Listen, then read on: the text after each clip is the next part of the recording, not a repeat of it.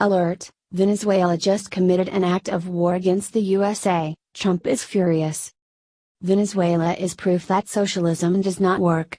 The country has now lashed out against the United States as their economy continues to implode.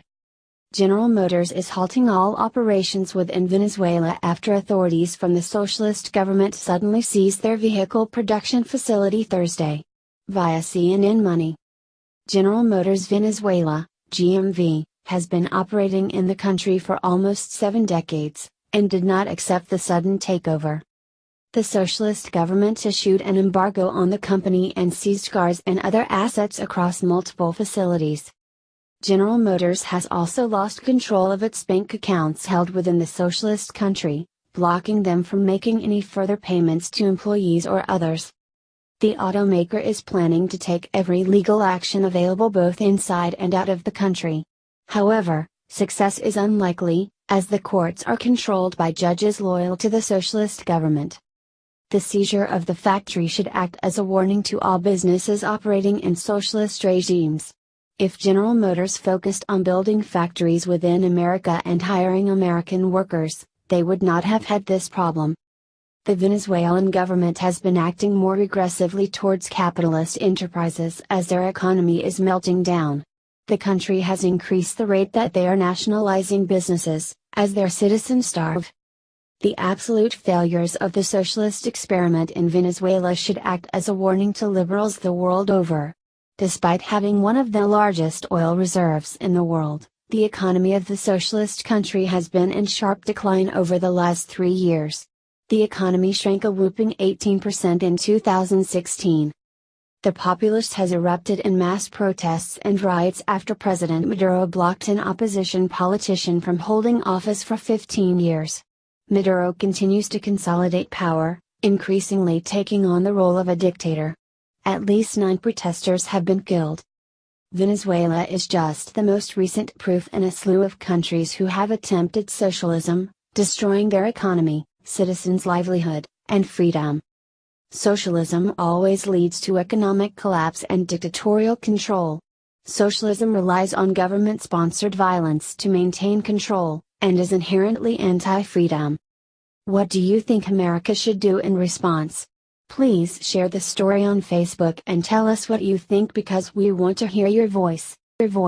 Just in, FBI admits Russia not behind WikiLeaks, launches manhunt for Earth to liberals. Russia is not a hacking empire responsible for every intelligence link in the United States.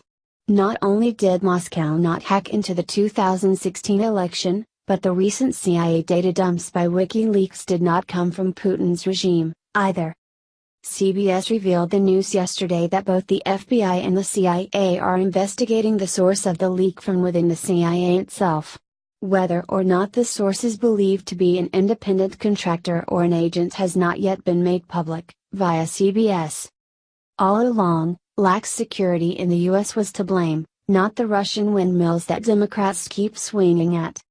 The idiotic rot of the left's Trump-Russia conspiracy has totally infiltrated the CIA, for not too long ago ex-CIA chief Michael Hayden told CNN's Jake Tapper that WikiLeaks was working on behalf of the Russian government, via The Blaze. Hayden should have known better than to open his mouth without the facts. The CIA has been hit hard recently by the election of Donald Trump. The spy agency is largely responsible for the deep state machinations against Trump. Most of the plotters are Obama loyalists, while others belong to the neoconservative Warhawk industrial complex in Washington, D.C. President Trump and his supporters represent a threat to both of those forces. Despite all of their hardware and their technological resources, the CIA has proven unable to completely keep its secrets secret. In June 2013, Edward Snowden, a contractor who works as a systems analyst for the CIA, broke the news about the NSA's widespread spying on American citizens, via BBC. Could another Snowden be at work in the agency right now? It seems likely. Such a pattern of leaking calls into question the CIA's ability to effectively conduct counterterrorism operations abroad. According to the so-called Vault 7 releases, The CIA only seems proficient at using nominally private technology companies like Apple and Google to spy on Americans at home and at work, via Value Walk. Many brain-dead leftists and their rhino allies believe that a shadowy cabal of CIA and FBI operatives can bring down the Trump presidency by exposing the president's deep ties to Vladimir Putin and his intelligence services. These clueless talking heads do not seem to recognize that the deep state is nothing more than petty bureaucrats who seem to have a hard time actually doing their jobs. What's the use of leaky spies, anyway? What do you think about this new information about a leaker within the CIA? Share this article on Facebook and let us know what you think because we want to hear your voice. Desperate Kopernik reduced to begging for a job, gets best brutal response ever. There's a reason that Colin Kopernik has been out of public view for the last few months since his anti-American stunt all last season backfired on him in humiliating fashion. Since the second he decided to take a knee for the national anthem and become the Black Lives Matter poster boy for every single game of the season, his career began to crumble to the point of extinction he's found himself in today. Just when he thought he had taken the last hit to his ego, when not a single team wanted to draft him as a free agent, he just got blindsided by more bad news that he definitely deserved after begging for a job and getting an absolutely brutal response instead. Kopernik was reaching a high point in his NFL career when he decided to go low for an entire season and use his public platform to disrespect our country and those who defend it. He didn't think he would pay for it in any way, especially with the support he got from Barack Obama and all of his Black Lives Matter goons. However, now, he's wondering where all of his friends are who once had his back but are now nowhere to be found when he needs them most as an unemployed guy. Nobody wants to risk their own livelihood in hiring for any capacity, as he just learned, in the worst way possible. Citing an anonymous general manager from one of the teams in the NFL's American Football Conference, AFC, told Bleacher Report that Kopernik has 3 major points working against him, World News Politics reports.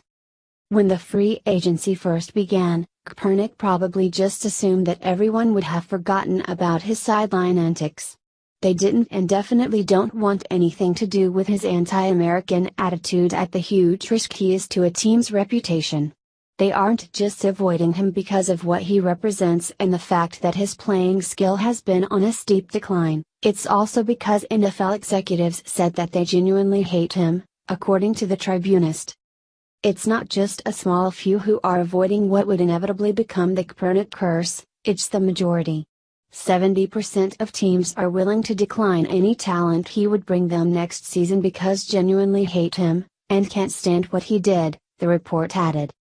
They think showing no interest is a form of punishment, the general manager said. According to Bleacher Report. Some teams believe Kopernik cannot play at a high level anymore. The fear of backlash is real, especially now more than ever since Americans have an outspoken patriot as president now and not one like Barack Obama who would make excuses for or praise such sickening behavior.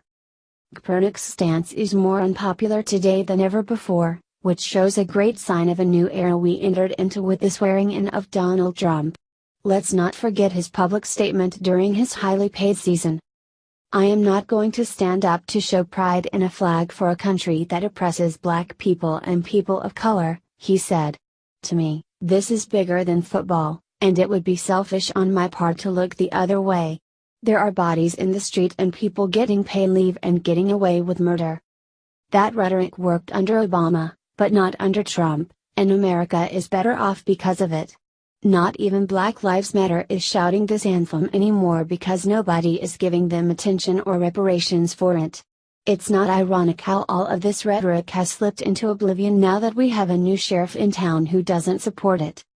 Looks like Kopernik just learned an important lesson in patriotism and that the country who supported his sports career doesn't stand by his political statements that had no place in the stadium. Fed up Trump has had enough. Kim Jong-un just got a blunt message not to F with America anymore.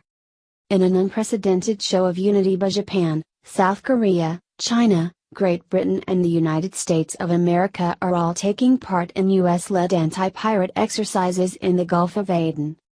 The exercises are taking place amid the rising tensions with North Korea, led by its murderous dictator Kim Fatboy Jong.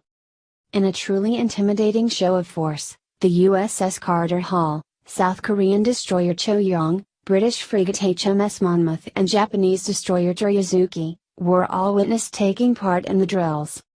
Via the Daily Mail, South Korea and America have taken part in joint military drills as cooperation between the two allies steps up amid tensions with Kim Jong-un. The USS Carter Hall, a dock landing vessel, and South Korean destroyer Choyong were pictured on maneuvers together in the Gulf of Aden on Friday. They were joined by the British frigate HMS Monmouth and Japanese destroyer Toriyazuki to take part in the anti-piracy drills. While the exercises did not relate directly to North Korea, cooperation between Western and East Asian allies will be sure to draw the attention of Kim's regime as he squares off with Donald Trump over the country's nuclear program. South Korean Navy Captain Kim Kyung-ril told reporters, the latest joint exercise helped build up trust among the navies of the four countries and beef up their joint operability. Just 6 short months ago these 5 nations all working together would have been something out of fiction. But as we all know by now, the new American President Donald Trump isn't the same as all the ones that came before him. South Korea, Japan, and Great Britain helping us are no big deal since they have been our allies as far as most can remember these days. But to have China, who was once defending North Korea, is a huge step towards having real and lasting peace. Many must be asking how President Trump was able to get China to actually help and become an ally. And not to mention how they shun North Korea, to the point where they actually sent back a whole shipment of coal. Easy, as President Ronald Reagan coined it, peace through strength. In China's case, that strength is economic. The only reason China is the superpower it is because America buys the goods they produce, which these days are most of what we have available to us to purchase.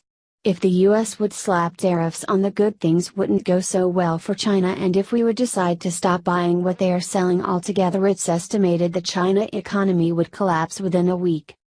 Talk about a fragile dependency on China's part.